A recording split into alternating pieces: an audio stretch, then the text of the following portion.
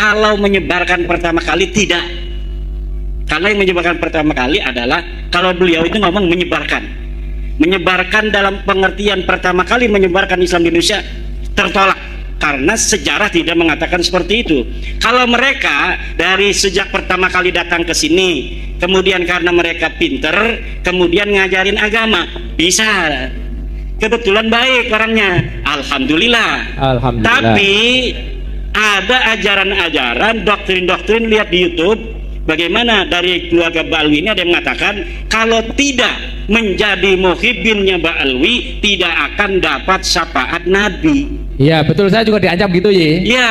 Pokoknya nek pitutur lur melu kayak imat gak bakal oleh syafaate Kanjeng Nabi. Kalau tidak percaya Habib itu cucu Nabi, maka tidak akan barokah. Saya sudah dikafirkan. Oh malahan tambah ekstrim ya. Iya, sudah.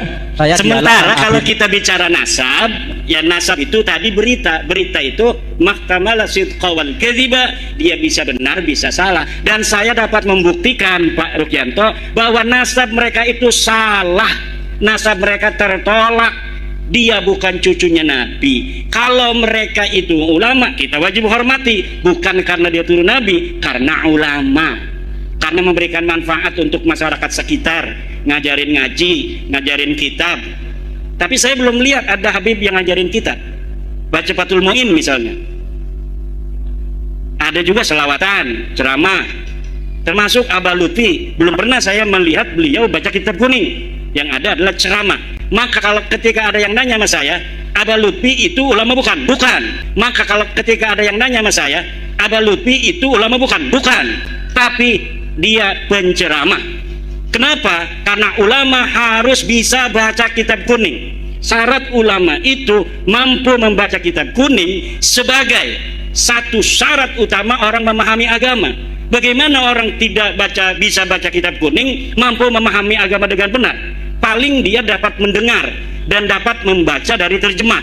Kalau dapat mendengar dan dapat membaca dari terjemah, itu tidak bisa istimbat. Kenapa? Karena Al-Quran berbahasa Arab, Al-Hadis berbahasa Arab.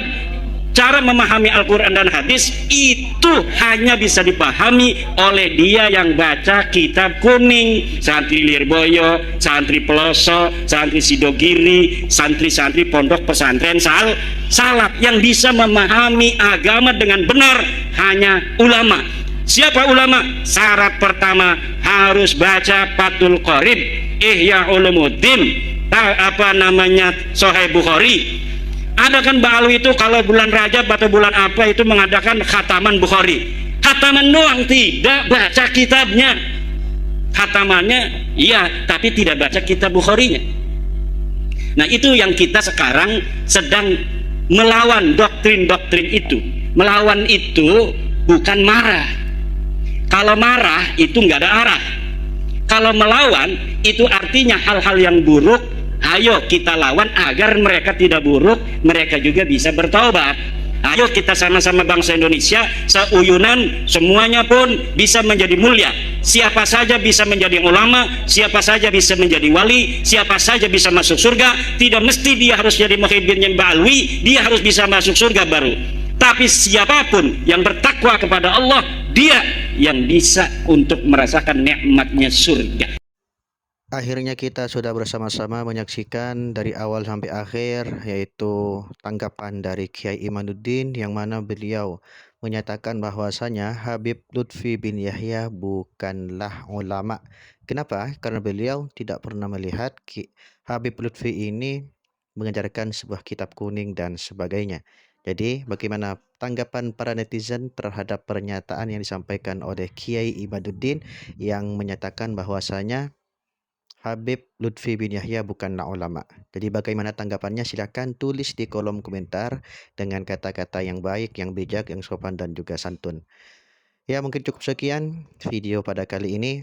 Apabila channel ini bermanfaat untuk Anda, silakan dukung, yaitu dengan cara di subscribe, di like, di komen, dan di share. Dan sebaliknya apabila tidak bermanfaat sama sekali langsung saja di skip.